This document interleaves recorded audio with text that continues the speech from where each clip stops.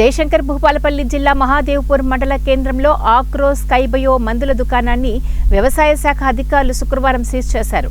వ్యవసాయ శాఖ ఏడీఏ, ఏఓలు సంయుక్తంగా బయో ఫర్టిలైజర్ మరియు పెస్టిసైడ్ దుకాణంపై దాడులు నిర్వహించగా బల్కుగా డ్రమ్ముల్లో పెస్టిసైడ్ ను తీసుకుని వచ్చి బాటిలింగ్ చేసి స్టిక్కరింగ్ చేసి అమ్ముతున్నారని, అలాగే స్టాక్ రిజిస్టర్, బిల్స్ సరిగ్గా మెయింటైన్ చేయకుండా ఇష్టం వచ్చిన రీతిలో షాపు నిర్వహణ చేస్తున్నారని, అక్రమంగా నిల్వ ఉంచిన సుమారు 13 లక్షల రూపాయల పురుగు మందులు దొరికాయని, వాటిని స్వాధీనపరుచుకుని కేసు నమోదు చేశామని వ్యవసాయ శాఖ అధికారులు తెలియజేశారు.